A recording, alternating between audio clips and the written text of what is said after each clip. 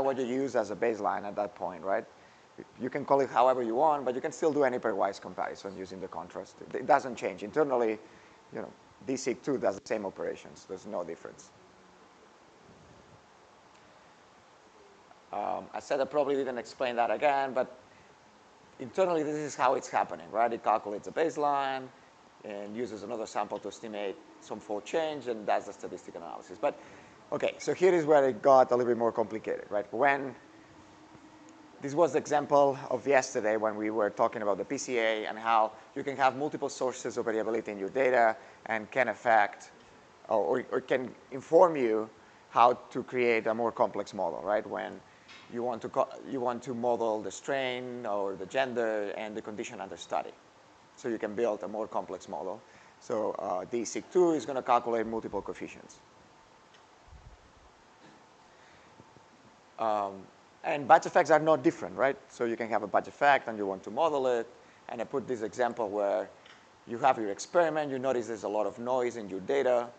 But you know that it was produced in 2 different labs. And you notice the baseline for both labs is different when you plot them separately. So you know there's some sort of batch effect. And you can model it in your formula.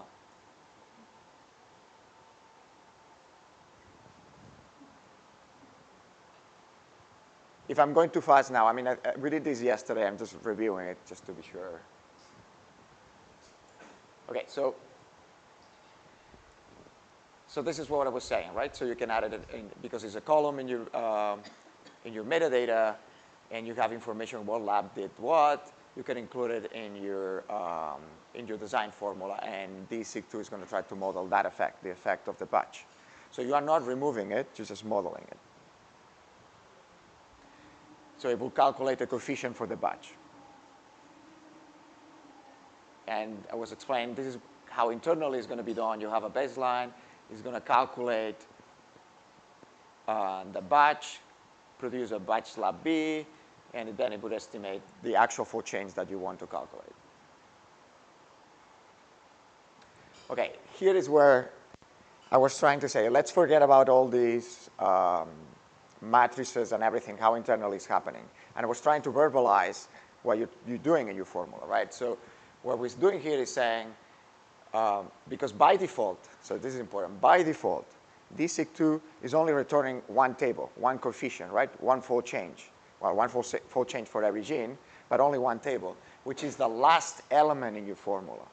If you swap it, the last element in your formula will be batch, and when it returns by default only one, it would be the coefficient for the batch.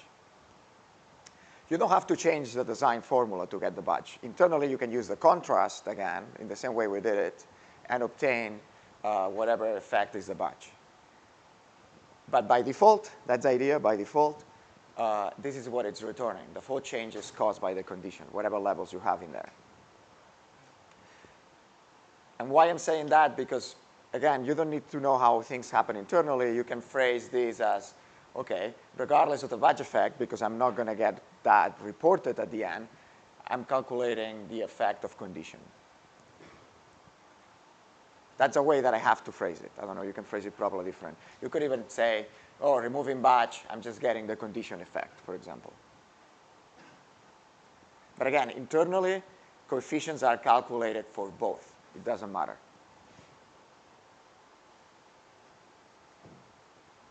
So forget about this.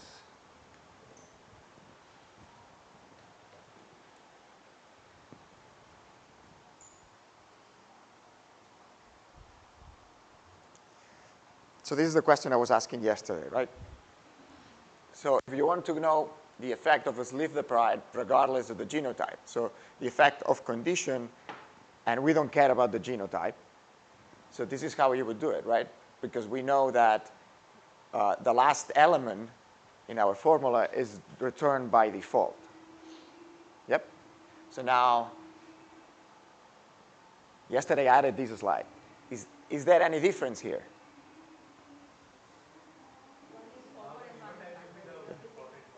Sorry, what? The second one, the genotype will be the... What it returns by default. But internally, this is identical. There's no difference.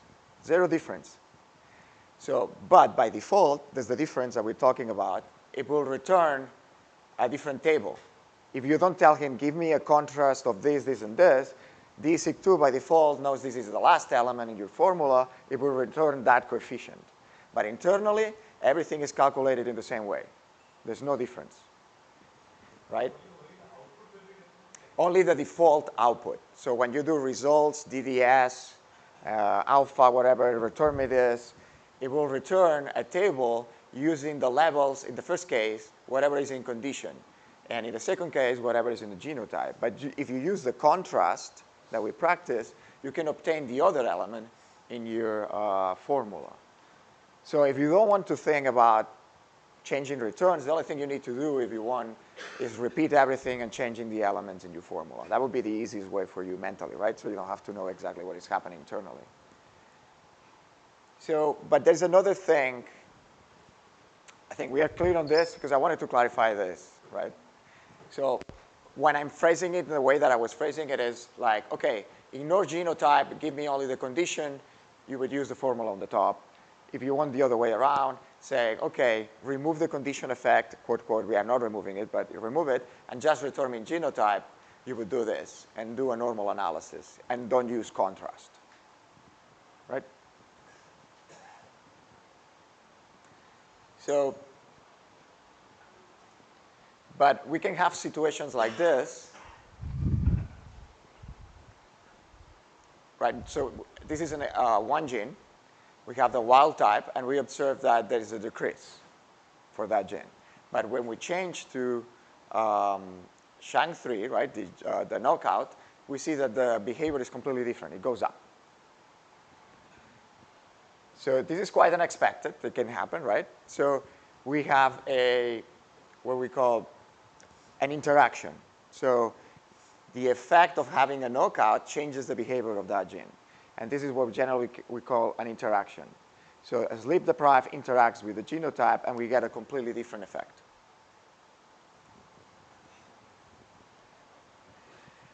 Can you figure out what is the interaction effect? Yes. So now we add that element into our formula, right? You can add what we call the interaction effect. Is expressed in this way, which is combining both columns in your metadata. It doesn't matter the order. You can say condition genotype or genotype condition. Doesn't care. It's the same expression. And you are calculating the effect of the interaction term, which is really clear here, right? One is going down and the other goes up. But if you have something more subtle, right, one that probably is a flat line, and then all of a sudden you get a little bit of increase, you want to know, is that little bit of increase significant or not? So then is when you would want to know if there's some sort of interaction effect in your design, in your experiment. Questions about that interaction effect? I don't know how often you're going to use this, but I have the feeling that, oops, sorry. Keep pointing to the screen, but there's nothing there. I know it's early in the morning. Stop me if you have questions, please. I forgot what I was about to say.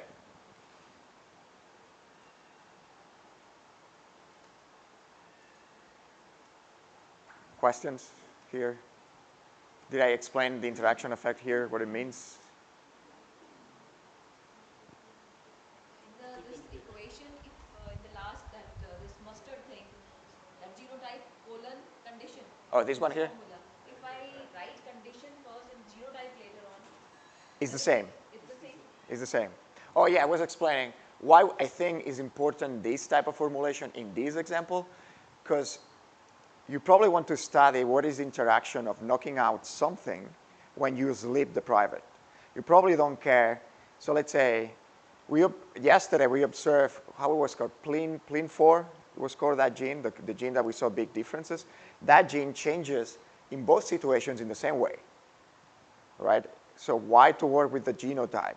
That gene is not important for the genotype, right? It has exactly the same effect. It doesn't matter if it's normal or if it's genotype. Maybe you care about the genes that behave differently when you have a knockout, right? That interaction of not sleeping and your knockout are probably the interesting genes for you. I have the feeling the questions that we were asking yesterday is these type of questions. Does the condition together with the genotype produces a different effect? I think is what the paper is trying to answer. Yeah, I think, did I explain that more or less okay? So I don't think the paper cares about PLIN4 because it's a gene that changes in the wild type already, and it's changing also in the genotype. Okay, sure. I mean, it could be interesting to know. So we know that PLIN4 is really affected by being a sleep deprived. That's it, not by the knockout.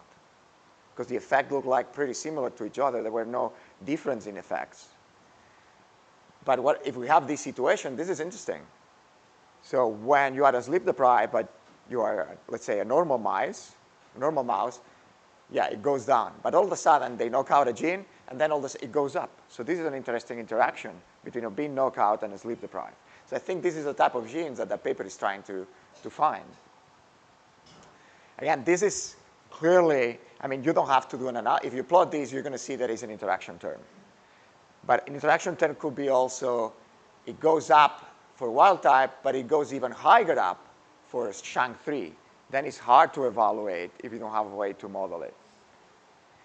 There is an issue of this interaction term, and because all this is linear, right?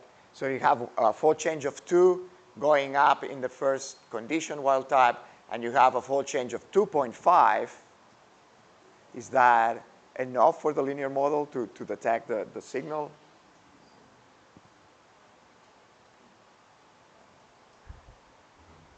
Do you want me to go through this idea? No? Okay, there's a no here. But you got the idea, right? But if you want, you could do the whole exercise, calculate the effect of the condition, the genotype, and this thing here. So it's the same example. It goes down and it goes up, right? So the fold change you're going to detect with the interaction is this orange line. Because the linear model is expecting, right, it goes down for the wild type. The linear model is expecting that it would go down for the knockout. So your knockout should be here, right? Because this is the condition effect. So the knockdown should be here. But all of a sudden, we found the knockout is up there. So the fold change you're going to get is this orange line when you calculate the interaction term.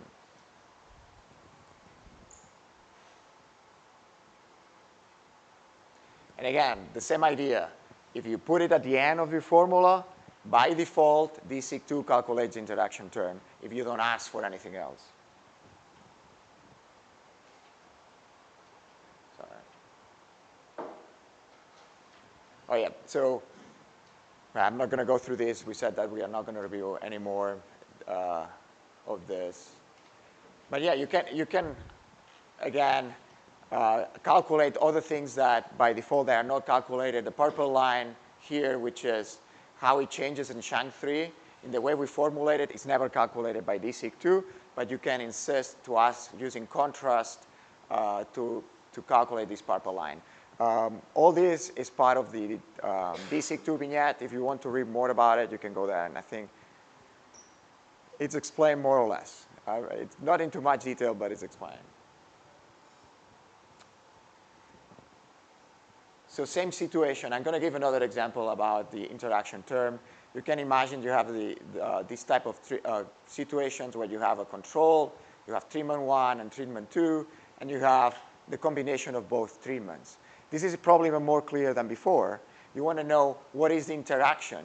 So the linear model is expecting, okay, it's going up when I do treatment 1. It's going up when I do treatment 2. So the expectation is you're going to add treatment 1 and treatment 2 together, then the fold change for the interaction should be that, the addition of treatment 1 and addition of treatment 2. But what if there is an interaction, right? What if instead of adding both fold changes, all of a sudden you get 10 times more? That implies there is an interaction. Again, based on the linearity of the calculations we are doing. So everything is expected to be linear. It doesn't mean biology is linear, though, right? But it's exactly the same situation. You would do treatment 1, treatment 2, and then do the combination of both. And you are calculating the interaction and figure out if. So. And it could also be temporally that what we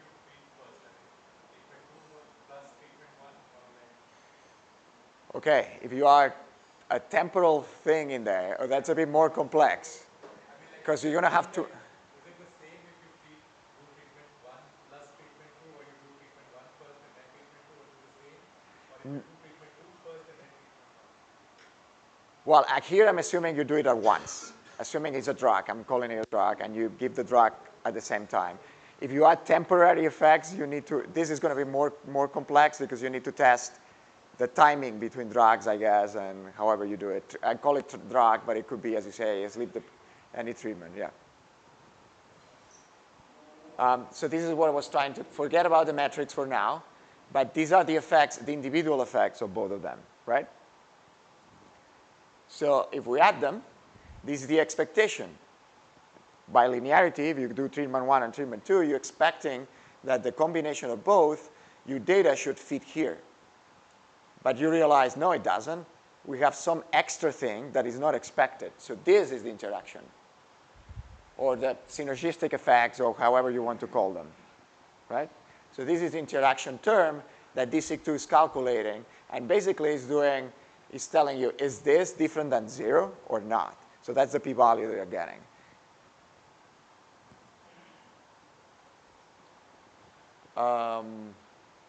Yeah, so I think this is the example before, right? We said that once you do your PCA, you can observe if your expectation of the condition being the main source of variability of your data or not. So you can build more complex models if you want to. But remember, by default, if you put it at the end, that's what DSIC2 returns. So you care about the treatment, but you don't care about the other two effects. So you try to remove those effects. You will put it at the end. OK, so we've seen 3 things that we could use in our example of yesterday, the Shang3 and the sleep-deprived. We could have a single condition, like we did, how we call it, the condition geno, whatever we call that column, where we combine both. Yep, yep, so that. So we can combine both. We can have 4 levels, and we could do this analysis. And then you would need to do pairwise comparisons and try to understand the difference between those and what it means, right? We could remove, for example, again, it's not removing. We can model the genotype effect and only care about the condition. Or we can add the interaction term, which is what I think the paper is trying to do, trying to figure out if having a knockout has a specific effect on the sleep deprivation, or what genes have some sort of interaction term with the knockout and the condition. Yes? Did I do a better job today than yesterday? I think I did, I hope. Questions? I mean, again, it could be that you only ever use DSIC2 for the first example, but you can do this and even more complex models that don't follow necessarily the linear model. You can have, if you know that, this is a bit more complex, but we can talk about concentrations of a drug. If you give 0.5 and you give 1, or you give 2, or you give 3, or those concentrations, if you go basic like this, you are expecting that if you do 1 milliliter of a drug, or you do 2, the linear model is expecting double effect. But we know that it may not be true. If you get double of a drug, all of a sudden you get a big effect. So then it gets more complex, right? Then it's not linear, and you need to build some sort of curve or assume how many. You're going to have to assume some things in your model about how the drug, or if you know it, if you've done some experiments and you know it's not linear, then you need to build a different models. In those cases, your friend is going to, you need to find a friend that is an statistician to tell you how to build these models. Or I recommend you to talk to one, right? Oh, OK, I stop here. I thought I would have more complex models. You can do also, another thing that sometimes I encounter is, what do you call them, when you do different time points? Temporal, yeah, it has a name, right? Well, it doesn't matter. Let's imagine you have time points, right? There is a tendency of do pairwise comparisons, comparing time 1 with time 2, time 1 with time 3, time 1 with time 4, and so on, and so on, and so on, right? There's ways to do a single model and test if your gene changes across time or not. If your question is, if your gene changes across time, you can build a simple model, some model that just tests that, if changes or not. If you care about the comparisons, yeah, then you should build a model that you can compare each time point. But it can get even more complex. You could add a genotype and say, does my gene changes depending on the genotype? Then your model gets even more complex. But you can do even temporal or time scales or time points. I forgot the name now. But yeah, you got the idea, right? So you can even go more complex. I think that in the vignette, they may give one example of how you can build a model with using time points. The statistics changes a lot when you do that, because you can build two different models. You can even test. I have two models, right? Simple model. I mean, we can do this, I guess, as an example. Did I? You can build two models, and these two can test if this fits your data better than this or the other way around.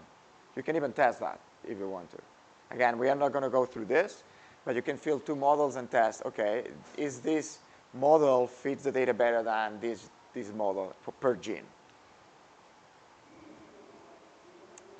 Okay, questions?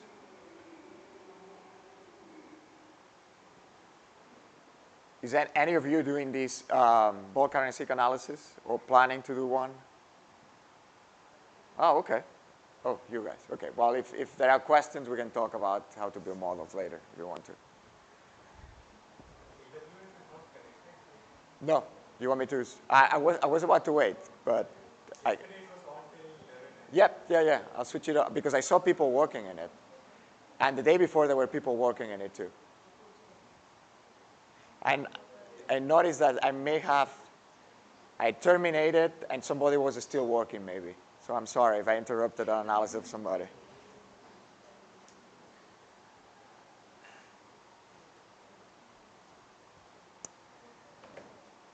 the AWS like for a student? Is it discounted amount Cheaper? or is it? So if you want to try AWS for whatever reason, when you sign in, you get $100 the first month. So you can use $100 for whatever you want the first month. After that, you're going to be charged by a credit card. There are two types of accounts, the basic one and a one that allows you to do more things kind of thing. But the basic, when you sign in, they give you $100 and you can use them for whatever you want. Yeah, I think for the type of exercises we do, like in this course, you should just run it locally. Like I downloaded all the notebooks, and I think you can, if you just install like R, Oh, yeah. you should just run it. Yeah, no, it's totally fine. Everything we run with the files that we run, or even more files or whatever, more samples, you can run them in a laptop, yes. The single cell analysis we're going to do today, it's not working, right? So give me a second.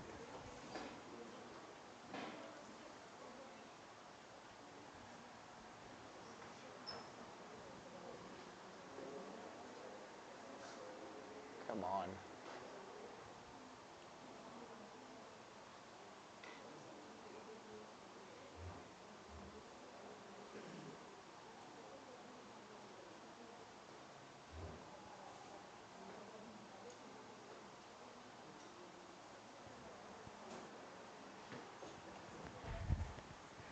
Cool, thanks for answering, yeah.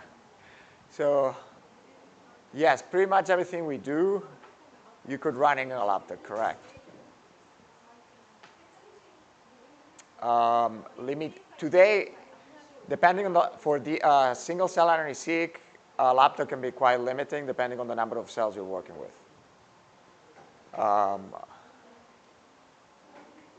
We had another question about AWS.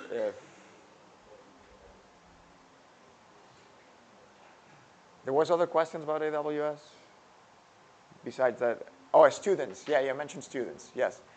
I don't know if there's any Discounted students. I know you can ask, and I actually did, but too late. You can ask money for education. Like, oh, I have a project. Or research projects too. If you have a research project where you need compute power, you can fill a form and request money. Up to, So they will give a discount on that. no, they will give you credit. It will give you $5,000 for doing research on single cell for something. You can request that. So like they will give you an award if they consider that your research is important. Or if you have a workshop like this,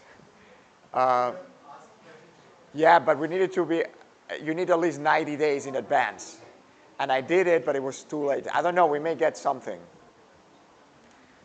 So yes, so if you have research and you want to use AWS, you can request money. You write a project, and if they consider the project as interesting, they will give you credit. So they will just give you credit hours to use the server. Yep. And they're going to ask you, so you're going to have to justify it in the sense, oh, I need this much computer power. Then when you write something, you'll have to acknowledge them that you're using it. Sorry, what? Then you'll have to acknowledge AWS that this is Yep. used for. Yep. And you need to be specific about how you're estimating the cost, right? So if you're saying, oh, I need this, this computer power, I'm going to use the Mumbai server, and I know it's going to cost me X, and I want that money, kind of thing. Cooking is winning. Okay. Sleeping second. Is that a single answer? Guitar, novels, photography, and traveling? Is that a single answer? Oh, that's cool. Single answer. That's cool. Yeah. Somebody, not me. All right, a friend of mine, right? Yeah, sure. Rifle shooting. There's shooting ranges around here? What about, is hunting something that people do around here? Go hunting? No?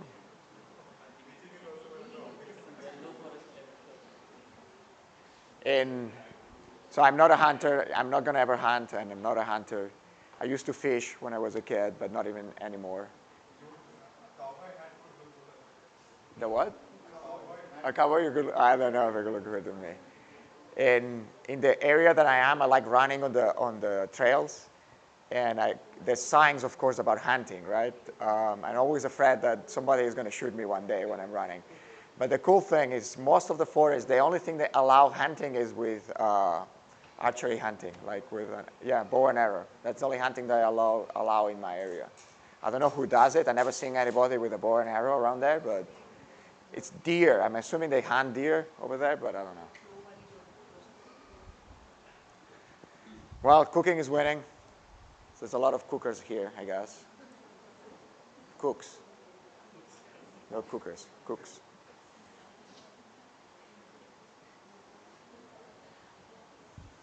So even my English is going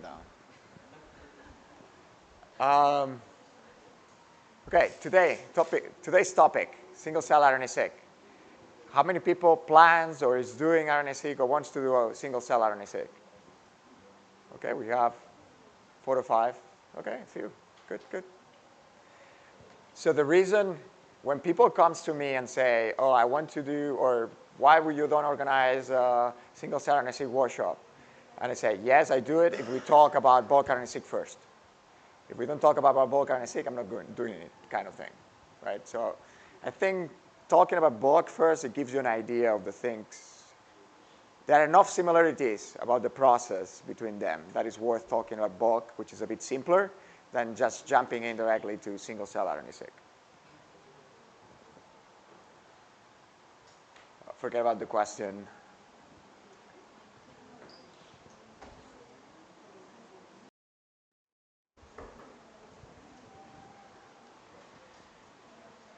So that's what we've been saying these days, right? So when we do bulk, we lose some of the diversity that is inside of that tissue that we are analyzing, right?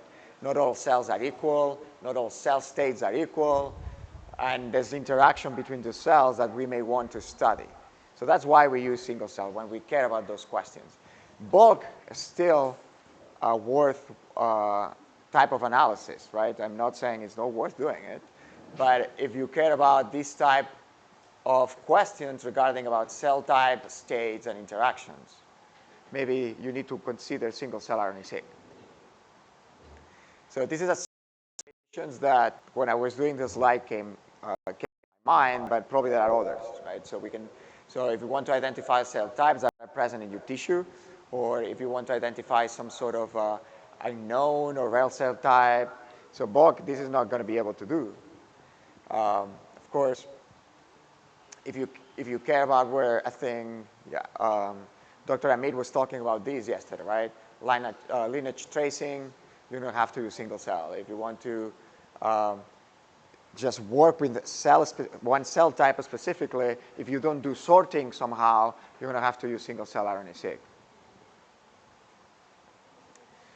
I don't know if we talk about this. This is also probably a little bit more recent, but that is, you can do analysis for communication between cell types. If you care about how cell types communicate, there's ways to do that in single cell RNA-seq. Any other applications that you can think about? I don't know. This is the ones that I'm thinking the most, or the ones that I've seen. So Rick Pierce yesterday, he clearly cared about one cell type, endothelial cells. I don't know if you remember, that was, I think, the project number 2, where they put the wire on sick kids. They get the wire, and the endothelial cells were a tiny, tiny fraction that there's no way to recover that if you don't do single cell.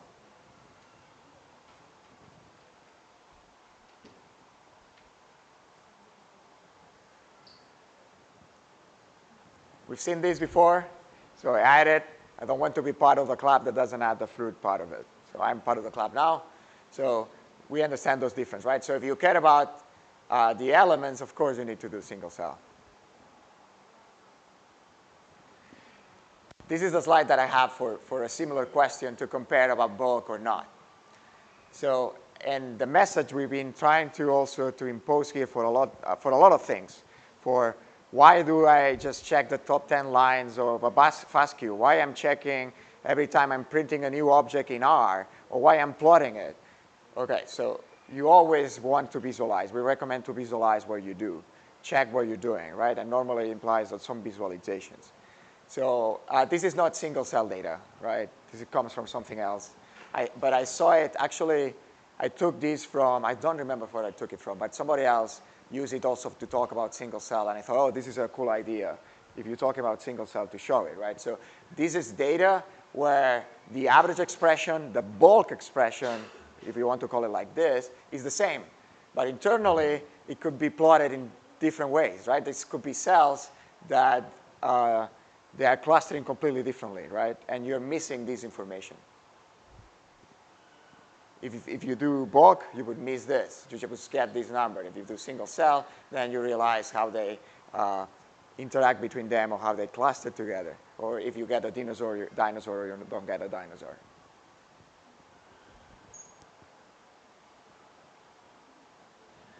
What do you mean by this? Visualize your data. Everything.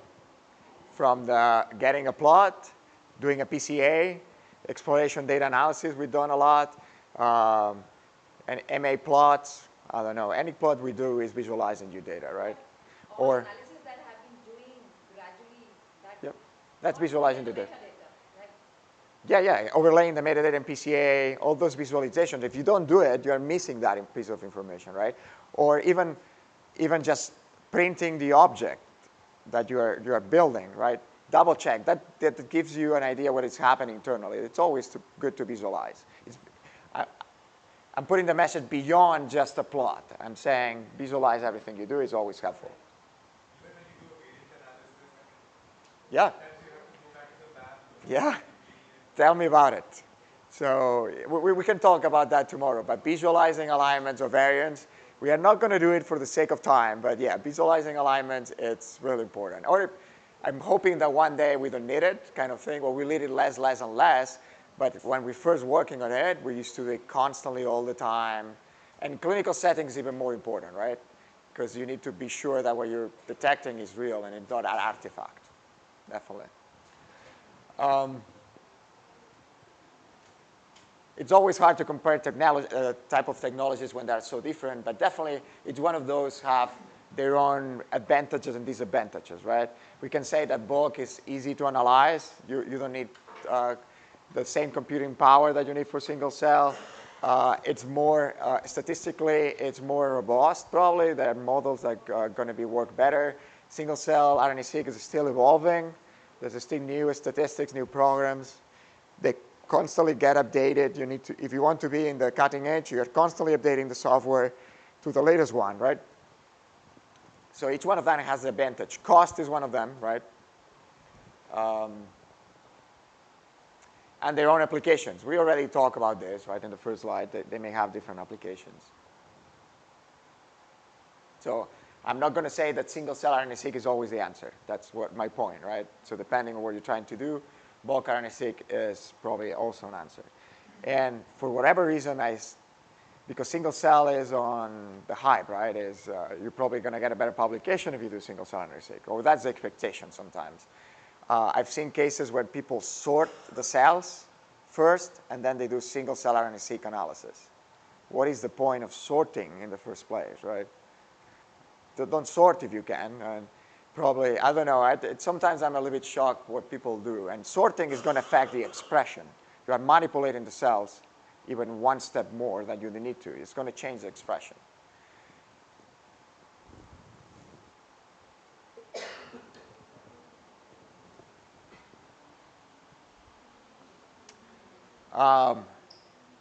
Some people forget about some of the things I'm putting in this slide. You probably know them. And we talk, at some point, I think Bonnie mentioned them, right? So there is one problem. The low depth of sequence we're using, right? So you're going to see that our count matrix yesterday had a lot of numbers. We have zeros, for sure. But it had, you have expression in a lot of genes. You are able to detect thousands, 20,000, 30,000 genes in your data. And also in sequencing, you're wasting a lot of sequencing actually. I mean, like, what are you sequencing? I mean, like, there are so many barcodes. Yeah. The actual sequence might be. Yes. I mean, generally we don't care about the actual sequence, but it's true. I mean, if you could do shorter sequences, maybe it would be cheaper, the analysis. You're going to get a lot of zeros. The problem is a zero in your cell, it doesn't mean it's not expressed. It could mean that it's not detected. Right? Actually, I saw somebody was doing a statistical analysis. We always say, oh, your data is zero inflated because there's technical issues with single-cell RNA-seq. So somebody did a statistical analysis, and it seems that it's not necessarily true. The sequencing we're doing for single cell is already enough to tell you that you're going to get zeros. It's going to be impossible to do enough sequencing to cover all the genes. So it may not be necessarily technical, the presence of zeros, considering sequencing non-technical. Right? We always say that, oh, the whole process of library preparation, using the microfluidics and everything, at the end of the day, you are not going to be able to detect all genes. It seems that if you look at the numbers, somebody did some calculations, the sequencing they're currently doing for single cell, it seems enough to explain why we see so many zeros. But forget about it trying to sequence deep enough that you're going to detect them, all of them. So I actually want to add one point on that. So there is an idea called as sparsity. So it's actually a Relevant surrogate for both. for sparsity, data sparsity. And actually this is relevant for single cell as well as for the spatial transcriptomics study.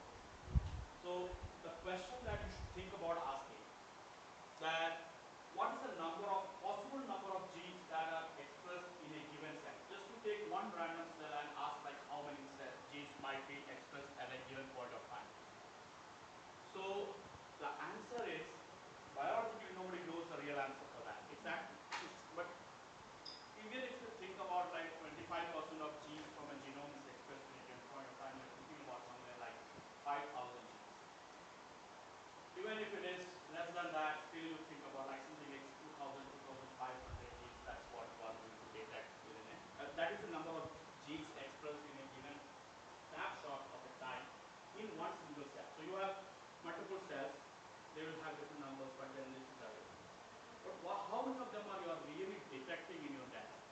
And in most of the cases, the mean or median value for number of genes detected per cell is 900-ish for single cell. And it used to be 400, now actually it's around 900. And same thing approximately for like spatial, it is now around 1500 or so with some new technique. So, I mean, overall genes, across the cells you are thinking you are detecting everything. But if it's single cell, you are looking at that number is less. So that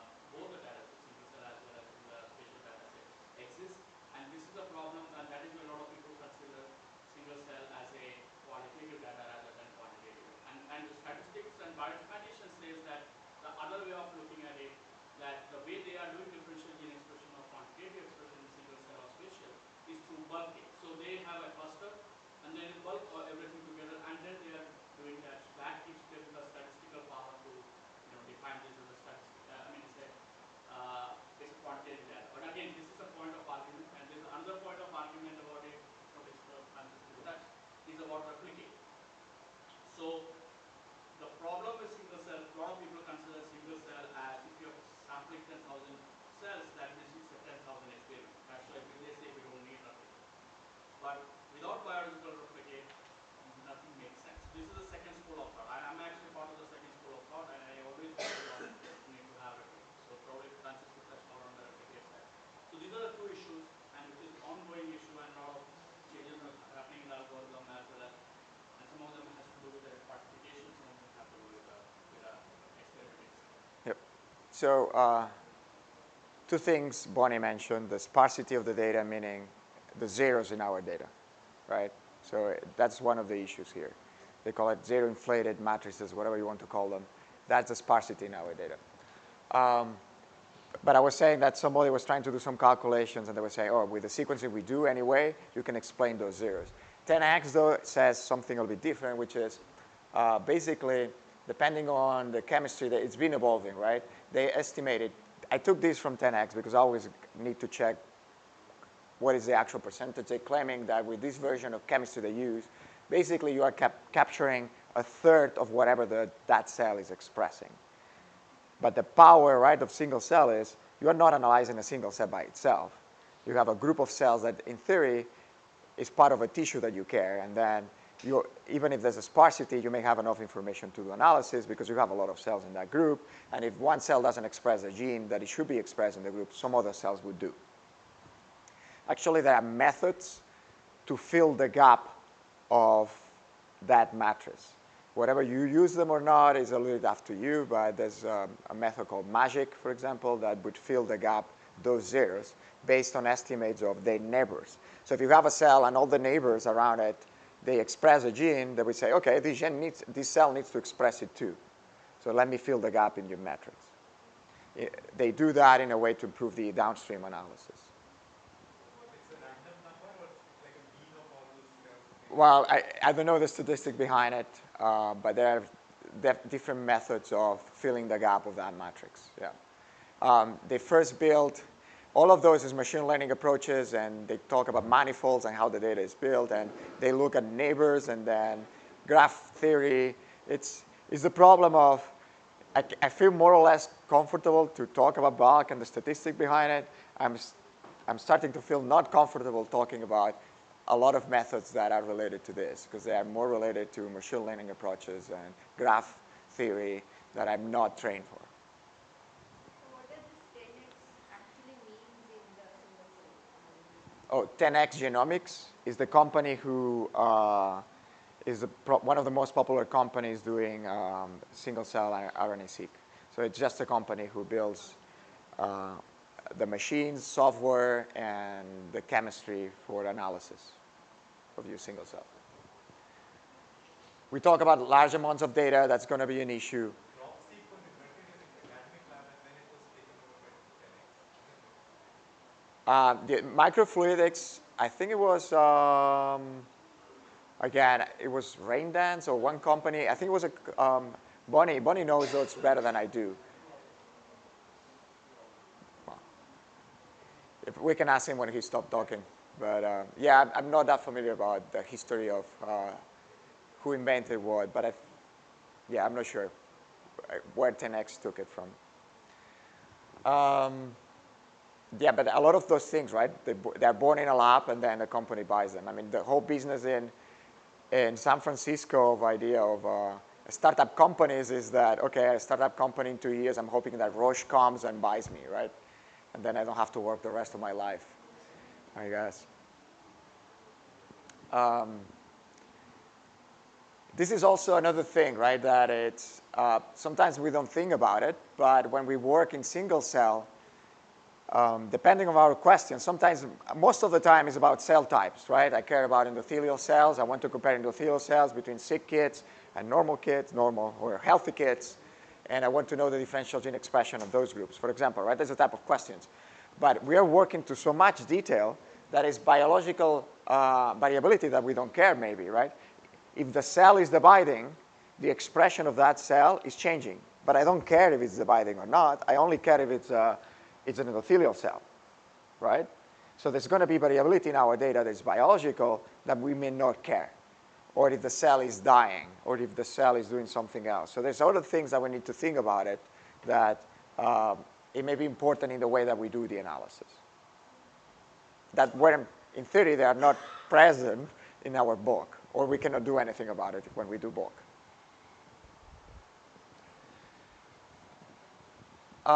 Analysis-wise, there's a lot of commonalities in general terms, right? If we think about it, what we did yesterday, there's a lot of similarities, right? So there's some pre-processing of our raw sequencing. Bonnie talked about how we use barcoding and UMI, and I'm going to review that later.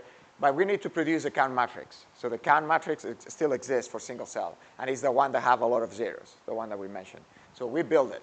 So there's not much different in that sense with bulk RNA-seq. So we're going to get our reads. We're going to do some quality control. We're going to map it to a genome, and we're going to produce a count matrix. Then there's some QC after that about the cells. We may throw away cells because we think they are dying, because they are doublets, or other reasons. We're going to normalize our data. It's the same story. Our count matrix is not explaining everything. We need to normalize it somehow. This step is not present, or I guess I don't see the equivalent in bulk. But yeah, we may select some of the genes that are highly variable and use that for PCAs. We kind of did it yesterday, right, with a normal PCA. We selected 5,000, and we did a PCA with that. So same idea. We may choose the high variable genes to do our clustering or our UMAPs or TSNEs. Again, dimensional reduction. We're going to use it. It's not the same type, or we don't necessarily use the same type, but similar. We're going to do dimensional reduction. The same thing in bulk, or similar things in bulk. Another step. In this case, we don't do, well, we remove batch effects, I guess. If applicable, I put it between parentheses, we can do integrate different data sets. We can have batch effects also in single cell. Francis, can I ask a question? Yep. So in case of single cell analysis, what do you prefer? Like you want to have a complex mixture of cells? I'm just asking from a statistical point of view, not Yeah. from the... Oof. So Okay. is that actually like to sort cell and make it less complex versus having a complex set of cells? What do you actually prefer? Is there any statistical advantage in terms of analysis, cluster differentiation when you have more complex mixture versus less? I know. If I don't think too much about it, I would say there's not much a difference, right? Having complexity is going to change anything? I don't know. If you only have one cell type and you do single cell, you don't care about clustering, except if you want to do subtypes, right? You might say But like I have 10 cells each, and 20 between 20 different cell type mixture. So I know what you're asking, like having variability in your data, right? yeah, it will give more separation in the clustering and If you give a single cell type to a single cell RNA-seq analysis, if you cluster, you're going to get clusters. It doesn't matter. It's going to do the clustering algorithm is going to do an effort to find difference and to cluster. Although you know the cluster biologically means nothing in that case. Or it means something in the sense that those cells have some similar expression and those ones have some similar expression. But at the end of the day, if you are working with endothelial cells, that's the only thing you care, you have a group of endothelial cells.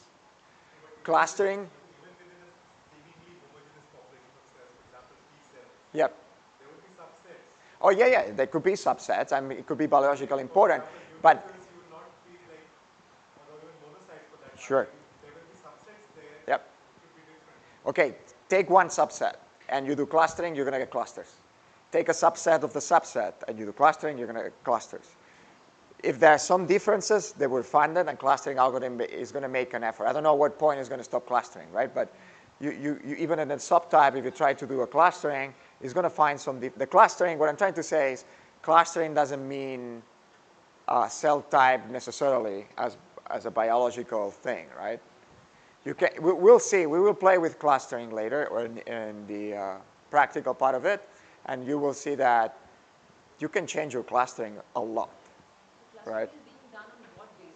On the expressions. Yeah, yeah. It's detecting gene Genes in one. Yeah, I mean, if you are assuming that your cell type is going to have some commonality in gene expression, and that's what the clustering is finding. I'm not saying, what I'm trying to say is that not always clustering is necessarily what you have in mind as a cell type, right? I mean, you can do clustering, and as you say, you can have a group of clusters that are T cells, right? But you have a group because there are subtypes within T cells, and the algorithm is detecting the subtypes too. Do you also do like something like site-seq where you combine like proteins along with? Yep. Yeah. Yeah. Well, I think that the field is evolving to that even more, right? So this is not something we're going to deal with it, but you can do multimodality analysis, right? In single cell, you can use surface protein detection, for example, to classify your T cells, also doing single cell RNA-seq at the same time, right, with the same cells. And the field is clearly moving towards that, like do proteomics and single cell at the same time, doing ATAC-seq and single cell at the same time, RNA-seq at the same time. So clearly, we are moving a lot more to that, to do multi-modeling at the single cell level at the same time. So your antibodies are tagged to oligos in that way. Yep. You have different systems, though, right? I mean, but yeah. So site-seq 10x, they have ways to do surface proteins detection, classification of T cells, and then at the same time, you're doing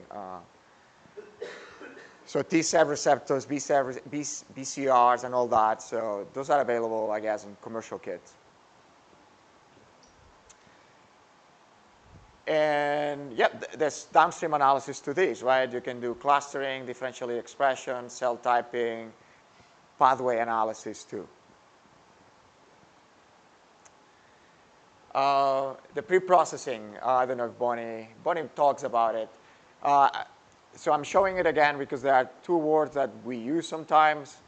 The barcoding, when we say barcode, at the end of the day, it's the same. Well, it's the same. They are DNA sequences, but we talk about cell barcoding. That's the ID for the cell. And it's just a DNA sequence that we added through the process of library preparation to identify different cells. Then we talk about UMIs, which is also an tag, an identification tag, but is identifying original transcripts. UMI stands for molecular identifier, right? Unique or universal, I think, is a molecular identifier. We've been using this in the field of analysis, DNA sequencing for years. It's not new for single cell, right? But we use them. So can anybody tell me why UMIs are used? I actually mentioned this in a different context, but in a single cell context, why they are using UMIs here? Well, it's funny to me they call it UMIs, but it's a barcode, right? It's a random generated barcode. So basically, this is a low input library. Single cell libraries are low input libraries, and there will be a problem of PCR duplicates. So effectively removing PCR duplicates, UMIs are used in this problem. Yeah, so when the software detects same barcode, same UMI in two different sequences, so there are two reads, you only count it once because it comes from the same molecule. It's been duplicated through the process of library preparation. It is not real data. In this case, we have the same barcode, but two different UMIs coming from the same gene. You know that it's two different molecules that produce this, so you need to count it twice.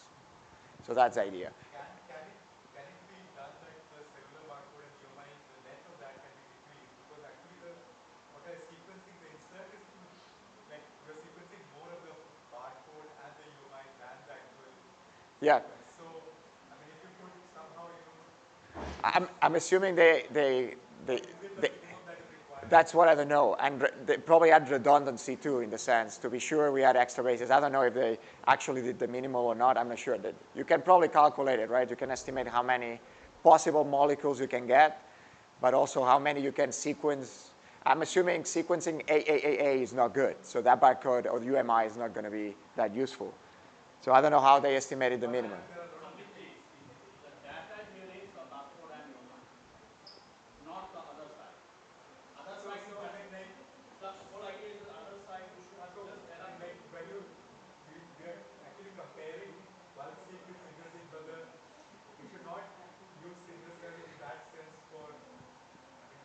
But I mean, the whole goal is just to identify what gene produced the transcript. Not to look at gene abundance. Yeah. Well, no, what I'm saying is you can identify a gene by a sequence of 30 nucleotides. Maybe 30 is enough to say this fragment of RNA-seq comes from that gene. You don't need 150. I mean, So in single cell, the identity of the cell is more important than the gene. Identity and UMI, because the I mean, the UMI is good to tell. yeah, it's a counting application. So to predict what Francis is showing you, the collapsing of UMI is important. So the real data of single cell is the barcode and node. And the second part of the data It which somehow feels the base actually. no, that is the data. Actually, you think from a bulk RNA-seq perspective where you are picking indexes only to mask it. But here the data is actually UMI and barcode. And the other portion of data is just to map it back into the gene of interest that you are looking for.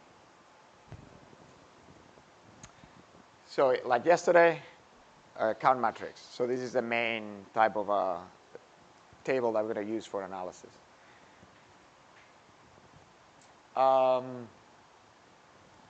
So the pre-processing, we are not going to do alignment or the initial QCs.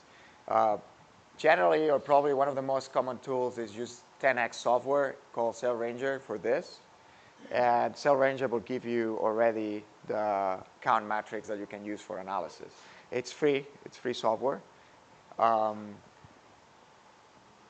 Also, they do a QC already for you. They have initial QC, so you can see if your library is ready for downstream analysis or more analysis or not.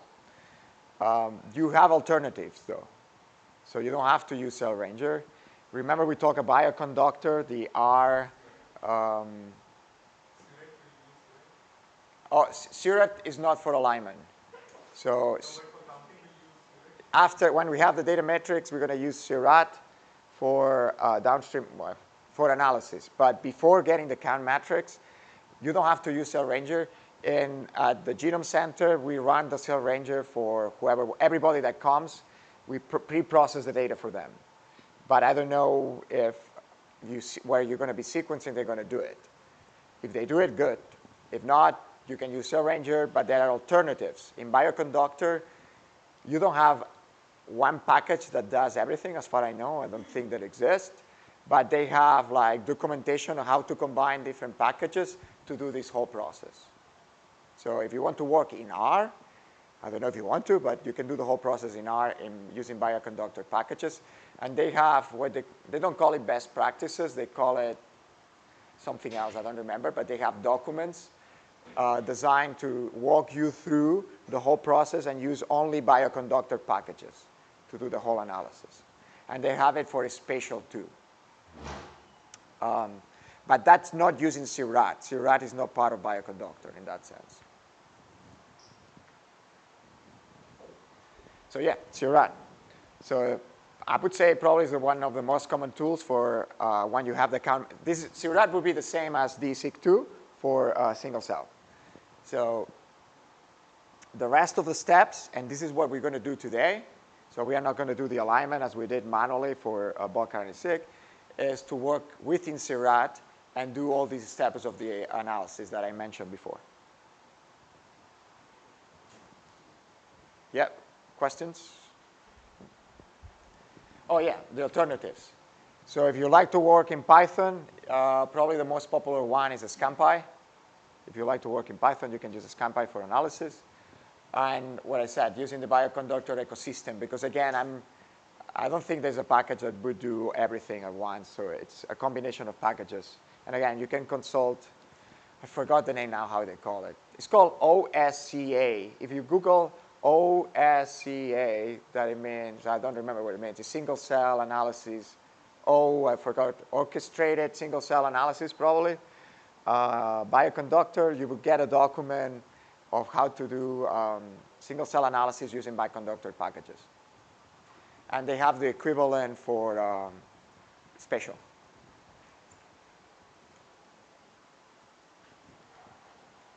I'm not advocating for one or another in any sense. We work with Surat, and we stick with Surat. That's the only reason.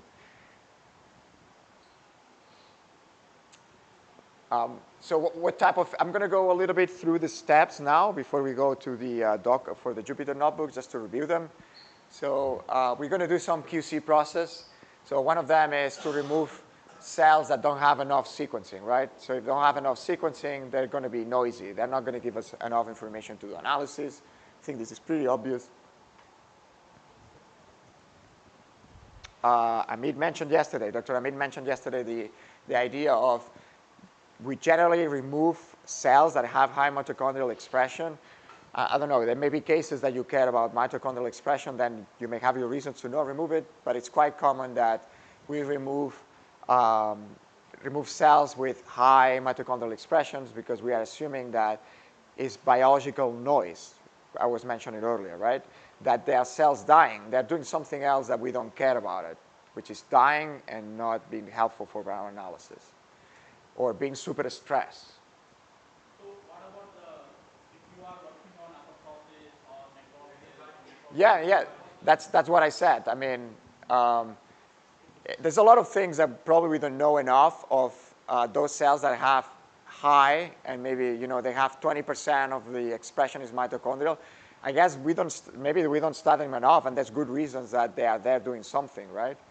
But yeah, that's what we do. We remove those that have high expression of mitochondrial genes because we assume they are dying.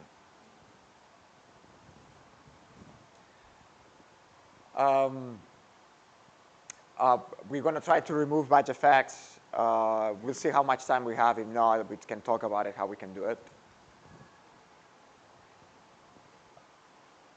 So I said remove again. It's not exactly remove. Like with DSIC2, we don't necessarily remove. Modeling, I don't know if that's the word. I don't know. We do something about it. I mean, there's different technical effects. We're going to go through it. We talk about that also. We're going to detect some ambient RNA.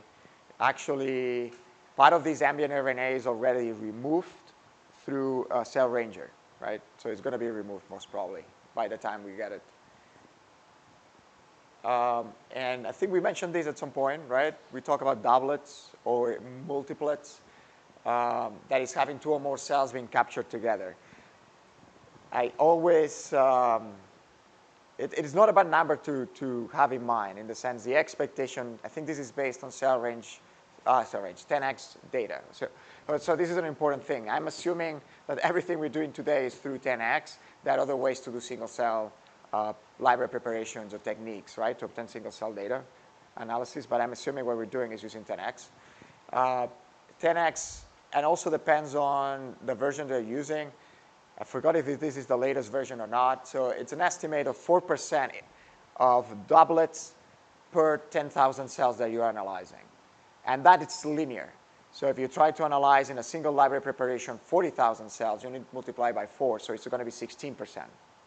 Oh, this must be the latest one, actually. This is the latest, because it's very low, right? So let's assume you want to remove doublets, because you care a lot about removing doublets. You will see that you may not care that much, but let's assume you care, and you want the cleanest data possible. You need to assume that if you have 10,000 cells, you estimate you need to remove around 4% of your cells, because those are doublets, right? So it's a good number to have in mind.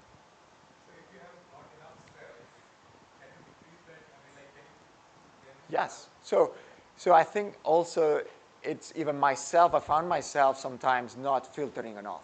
I was like, why I'm not filtering enough? I have 10,000 cells. Do I need them?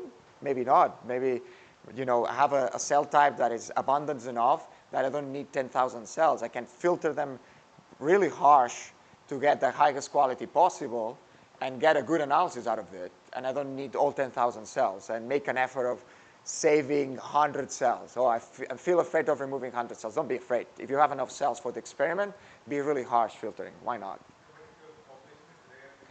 Yeah, so that's a problem. If Rick Pierce is working with only 20 or 30 or 40 endothelial cells, you need to conserve them as much as you can, right? And be aware that maybe the quality is not that good for those. Even for normalization, right? So when we filter cells with low expression, those are going to be problematic. Why don't filter even harsher and you get all cells to have similar expression level or similar sequencing?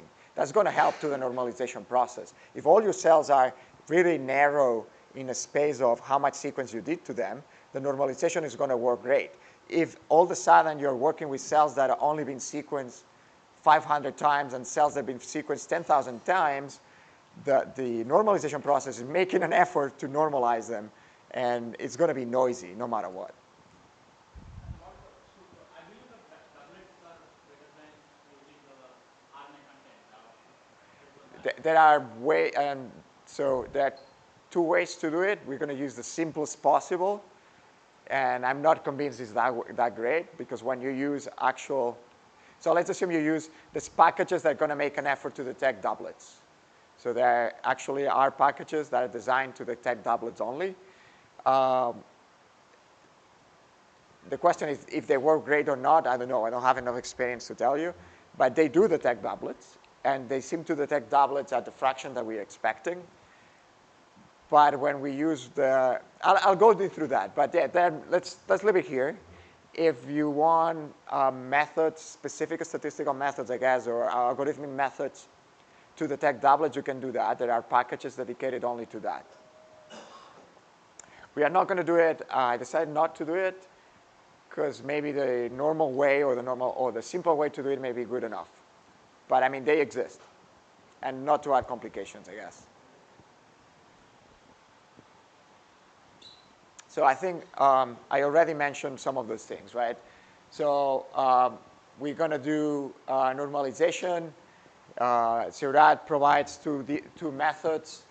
Log normalize, which would be a really classical way to do it. You always need to divide by the size of your library, and you log transform them to get narrow, so avoid the extremes. And we talk about the idea of log normalizations for bulk RNA-seq. They have another method. They call it SC transform or SCT. We call it SCT. I'm not even sure if that's the correct name, but for short, SCT transformations. That's more recent for Seurat, but it's also available. This is what they recommend, by the way, to use, but we're going to do both. We have some process of selecting variable genes, so those are the ones we're going to use for clustering and building our UMAPs. The process of dimensional reduction, right? We talked that we do PCA for bulk RNA-seq, basically because it's assumed linear. That doesn't work for single cell because the data is not assumed to be linear. So the expression of the cells are not linear. They talk about manifolds, how the cells are in a different space that it's not linear. So they use different techniques and, again, graph theory to build these types of dimensional reductions. If you work with single cell before, you heard about it. You probably heard about UMAPs and t-SNE. PCA is still used. PCA is always a way to reduce because we work with such a big matrices, 10,000 cells, a lot of genes. So there's ways to reduce that information and keep as much information as possible is using PCA. Actually, UMAP, one of the first steps is to do PCA, and then uses the PCA, the principal components, to do UMAP, the whole process. So PCA is used, no matter what, at least internally, to do the dimensional reduction. Seurat also offers ways to integrate different batches. So if you're doing replicates, right? We talk about replicates. Oh, another question that we need to clarify with the replicates. So if you're working with actual single-cell replicates, you do your experiment with multiple samples, right? Then it means you're going to have 10,000 cells, for example, 10,000 cells in another, 10,000 cells in another replicate. So sometimes what can happen is that, and I'm going to give an example. I'm not going to talk much, but there are ways to reduce possible batch effects that can happen during single cell. There are different methods. Actually, now Seurat, I don't know since when, recent versions, they keep offering new methods or more methods to do integration. And again, we're going to do some clustering, identifying cell typing, differential expression. Those are more similar to what we do with bulk. When you work with replicates, right? So if you think about it, if we work with one sample, we can consider every cell being a replicate within that cell type, right? So what happens when we get another single cell that is a replicate? So two samples, we process two samples that are replicate of each other, and we're getting 10,000 cells of each. So the analysis changes a bit, because all of a sudden you have, I don't know, I'm making out this number, 500 T cells in one, 500 T cells in another one, right? So you have two replicates. So one way to do an analysis is what Bonnie was saying, is saying, let me do pseudo-bulk. Let me convert this into a bulk data. So I'm going to get the averages of all the T cells in one sample, the average of the T cells in another sample, and then all of a sudden we convert that into bulk RNA-seq, and the comparison becomes easier than if we are working with 10 cells on top of that. I don't know, the analysis is going to get more complicated because the simplest way to do this is to become pseudo-bulk and then do comparisons if you're working with bulk, if you're working with replicates. A lot of people doesn't work with replicates necessarily, right? So they come with one sample and they do their experiments. Generally, it's an exploration process of saying, okay, I discovered that this gene is really important for T cells under my treatment. They go to the lab and they do experiments. So it's their own risk, the way they do the analysis of saying, oh, the gene that I discovered within these test cells is important for my biology. And then they go to the lab and they do the analysis to validate it, right? So it's up to you how you use these techniques for discovery in that sense that it's important to use biological replicates. You want to do them because they're going to give you more sense of security when you go to the lab and you do the experiments in the lab that you selected the genes that are actually important in your biology. This variant stabilizing transformations that you use in single cell is same as what was analysis or No. different? There is slightly difference, but the idea, I don't know behind the scenes how they work, the details, but the concept is similar, right? Definitely they don't use the D-seq approach. It's not, you don't use it. You're using log transformations, you're using variance stabilization. We talk about the idea of variance stabilization to the point in SCT that you don't have counts anymore when you do differential gene expression analysis. So you need to stop to think about when you, in the latest stages, when you're doing D-seq2, you are not comparing counts. And we will talk about that when we do the analysis in the Jupyter Notebook. You can actually use D-seq2 inside of CIRAT. I don't necessarily recommend it, but you can use it. It gives you the option to do, when you compare cluster 1 with cluster 2, to say, okay, you can use the D-seq2 model to do the whole analysis of the comparisons. I don't necessarily recommend that. It's super slow. I was thinking like that. My understanding was like, maybe wrong, maybe, that pseudo-bulk differential gene expression is done in D-seq. It's not true? Sorry? The pseudo-bulk analysis done in single cell is not built on D-seq2? You can use D-seq2 for pseudo-bulk, yes. But we don't do pseudo-bulk with one sample. If you have one sample, the analysis is assuming, right, that your cells are replicates. That's the whole idea, kind of. Yesterday we talked about the D-seq2 object and how we access data into it, like we do the coefficients, we ask for results, and all that. And it's relatively complex, so the CIRAT object is even more complex if we compare it with yesterday. So we're going to have cell metadata inside of that object. We create a single object, right? In our code is going to be a single word. And that single word is defining an object. In that object, we're going to have all this information. So it gets a bit complicated to access it. I mean, we will see how we do it, but you're going to have a metadata in the same way we have the metadata for our samples. Our samples now are cells. So this metadata data frame is huge, right? Because we have a lot of cells. And we can keep adding columns and columns and columns and columns to our metadata. We're going to store also our dimensionality reductions, our PCA, our UMAPs, our t-SNEs, or whatever method we like to use. It's going to be stored in the same object.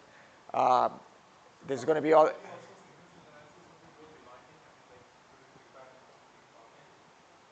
Sorry, with the I don't know if it's the fan or something. I can hear you well. Yep. Data analysis, does it require more computational power than one? Oh, totally. Yes. Yeah. It definitely does. Yes. How many times, how many more do you want? So,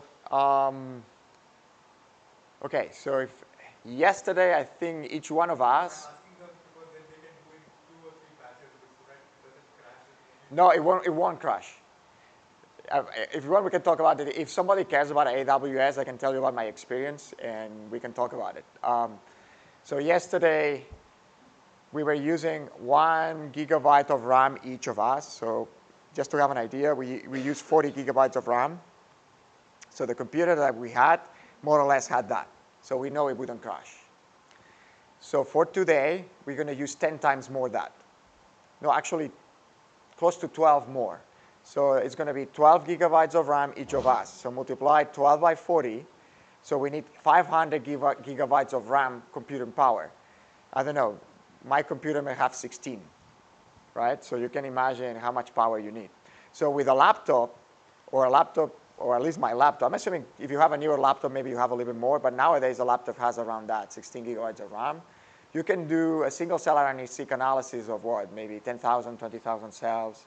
If you're working with 100,000 cells that we work sometimes with, forget about the laptop. There's no way you're going to work with it. I think the biggest analysis, single analysis, I mean, some people in our group, they've done really big ones. The big one that I did, I was using 300 gigabytes of RAM for the single analysis.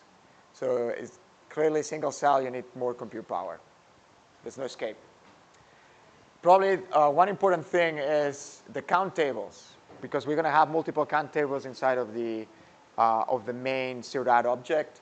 One is going to be the row counts, normalized counts, and what we call scale counts. And not only that, we're going to have that before and after normalization. I always mix up the names. They call it layers. So the Seurat object is going to have also layers, pretty much duplicating all this information. And do you care that much about the internal parts of Seurat? I think just to be familiar about the names a little bit. But I think once you start practicing, you will see how you access it. You can think about columns maybe or things inside, and I'll show you how you access that data. It's not that complicated. But you need to be familiar that it's not just a table where you're processing. It's an object with multiple tables inside. I think I mentioned that already. I don't know if I should go through this, but that is the main idea, right? That t-SNE and UMAP are actually the methods we use for to show the dimensional reductions. So this is how it looks like a UMAP. So every dot is a cell, and this is the dimensional techniques that we use. So the most common thing is to show 2 dimensions, the 2 main ones, right? Like PCA. But you can get more dimensions if you want to. And nobody thinks about the 3rd dimensions in UMAPs or t-SNEs, but they do exist. And the reason is because, again, the way that the cells interact, or the space of the cells in single-cell RNA-seq, the data, is not represented by some linearity process or anything like that. They describe it as manifolds, and then is when I'm not going to explain what a manifold is because I'm not going to do a good job, right?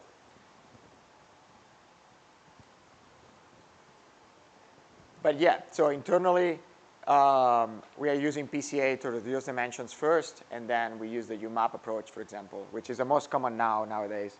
t-SNE are starting to not being used that much. We tend to use UMAPs more. And I can tell you, well, there's a reason for that, although, again, there's a lot of discussions of why one is better than the other. But so, yes, we group cells by clusters when we do UMAPs. And we assume that a cell next to another, it means they're close. What about the white space? So is this green cluster here far away from that green cluster down there? If you look at the UMAP, you can think yes. Well, we know that's not that true. So the white space between these can be meaningless. There's no distance between clusters. UMAP is not designed for that. That's the claim. Sorry, t-SNE is definitely not designed to evaluate how far is one cluster from another, right? UMAPs claims that is a bit better on that sense. Then later on, people saying, no, that's not even true with UMAPs. So be careful. Don't try to make interpretations of, oh, this cluster is far away from this. It means it's not related at all or whatever. So white space, it's, Why they have not just put all these clusters together like? sorry, what? So if the distance is not useful, why they have not put all the clusters together? Why they don't do it? Oh, it's part of the calculations, I guess. I don't know. And actually, again, remember we talked about setting the seed, set seed, and we give him an amber. So some of these processes do start from random seeds to start the calculations. So if for whatever reason the random seed changes, you can see slightly variations in your data. Like suddenly this cluster is here when you expect it to be here. But again, it's not that important. Another important thing that if I don't, now that I remember, I need to tell you that now, probably I may forgot later. So I'm talking about a cluster. Clustering process and UMAP is different. First we build the UMAP, then we do the clustering, and then we overlap the information. So this is green because I overlaid the information of the clusters. The UMAP is not telling me anything about the clustering processes. The expectation, though, is that there's going to be clearly an overlap, right? That the UMAP, the dimension reduction of my data is also conserving what the clustering process is telling me. But it's not necessarily true. Why? Because sometimes we may have what it looks like a big cluster, and it's divided in fragments by the clustering processes.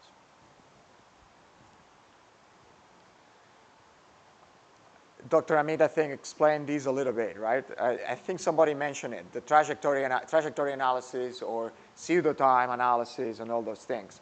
You can do them also in single cell, right? So you can, well, basically it's a cool application of single cell, trying to figure out states of a cell and how they evolve. And what they call a pseudo-time, you can color cells based on some gradient of time, early and late, for example, right? And study the evolution of that. There are a lot of different packages. Some of them you can use them directly in CURAT. Some of them you need to go back to the sequences because they are based on the idea I have an RNA-seq sequence that hasn't been processed yet. It hasn't been spliced. I'm going to call that earliest stage. And then I see it in a different cell is a completely processed. That's a later stage. Right? So you may have packages that you need the sequences to build the pseudo-time process. There are others. I mean, trajectory analysis generally work in clusters. You can tell this is the original cluster, and if we try to build a trajectory, right? Pseudo-times, you can call, although really similar and overlapping, they talk about cells and how color the cells have some sort of projection of time. Can you do single cell analysis? Currently, you're doing it on Illumina platform and short reads. Yep. So are there any technologies where you can do it on a long read platform like backbone? Oh, I've never done it. That's an interesting question. I guess if you want to study what we said, right, pre-process and post-processing of that same RNA-seq, that could be the same transcript. That could be interesting. I don't know if it's been done.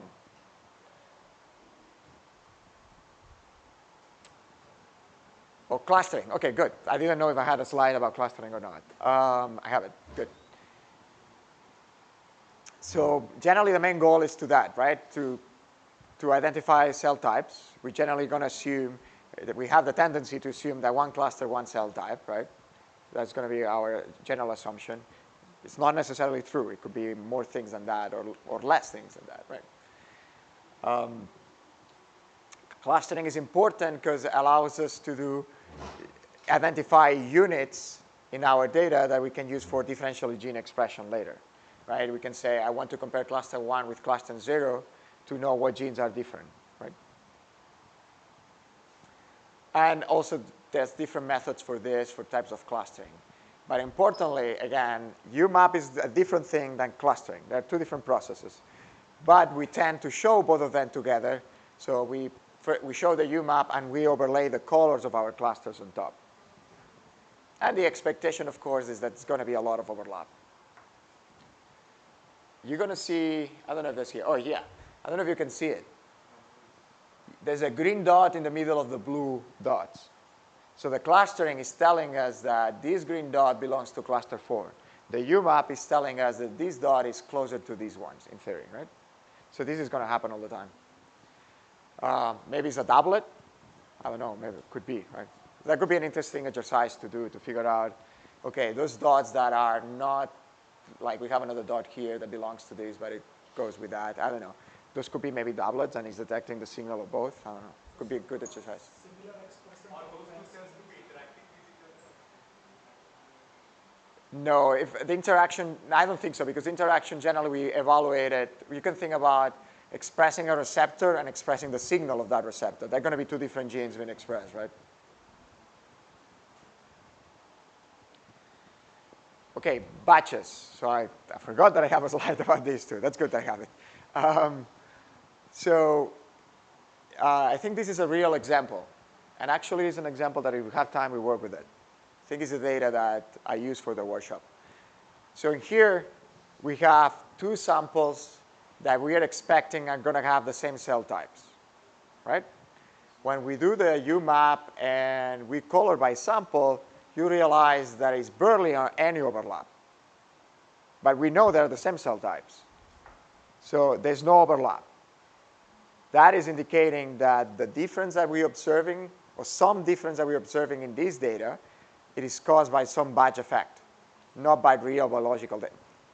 Again, I'm going to quote not real biological data, because this is dangerous, but I know that I am expecting some overlap, because there are cell types. I didn't do anything especially different between them, so I'm expecting some overlap.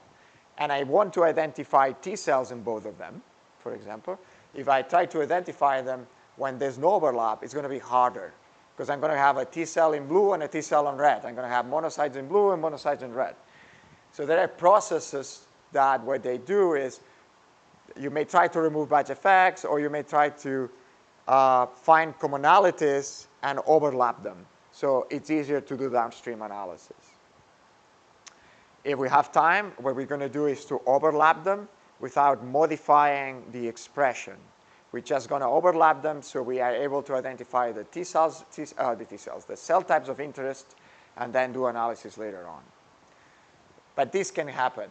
Now the question is, do you need to do batch correction every single time? I'm more in favor of evaluating first if you need to do batch correction, and then do it if you need to, or not doing if you don't need to. So if you don't have this situation, I wouldn't do batch correction. Another way you could look at this is analyzing every sample separately, identifying your cell types, and figure out a way to merge the analysis and do the comparison. You can label them first, right? You can figure out what cell types you want to work with, identify them, and then do the label them and merging. If you're working with a lot of samples that have been processed in different time points, at that point, it's going to be hard to evaluate how much overlap you have or how much or not have. So then I would recommend probably you don't have an option, just do batch correction every time, right? But if you're working with 2 or 3 samples, it's easy to evaluate how much overlap you have. Cell type annotation. Different approaches. And this is also evolving fast, too. We see new packages, new things that help you with the cell annotation. There's a possibility of doing manually, totally, and I think it's great. It's a good one, right? You can do manual annotation, meaning if you figured out genes differentially expressed in every cluster, those are going to be the ones that identify that cluster about something, right? So if you can identify genes that are only expressed in T cells, then you can classify that as a T cell type, right? So, I have no idea. There are a lot of hepatocytes. Oh, yeah. Probably. Even the hepatocytes, they are like different clusters. And some of them are very... Yeah, they just number them. Yep. Yeah, but one of them is up there, close to the macrophage. Yep. Yeah, again, distance Doesn't necessarily means anything here. It's dangerous with UMAPs, right? UMAPs claims that it does to some extent. Later analyses, there are papers out saying, no, it doesn't. So it's always a bit dangerous if you try to do those type of correlations. Yeah, but again, don't worry about it, how they cluster here, right, that much. But yeah, you can have these situations. The relative position of these clusters, the relative position? the relative position of the cluster in a UMAP, so how much white space you have between them, is meaningless. Or you need, my recommendation is you need to assume that it's meaningless. Differently, they must be having a different set of genes. Yes, yes, yeah, totally. But even here, these ones have a different set. It's what I was telling you. Depending on how you set up your clustering and everything, you may have these as a single cluster or as a multiple cluster. Depending on your settings, depending on the arguments that you use, you can change the number of clusters, you can change the resolution. Yeah, but I mean, clustering and UMAP are two different things. So you need to have that. Yes, of course, the UMAP is based on the expression, the clustering is based on the expression, but both processes are different. They don't need to completely overlap necessarily.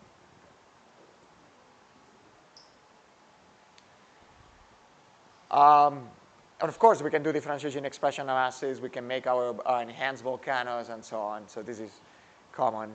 We've seen them from yesterday.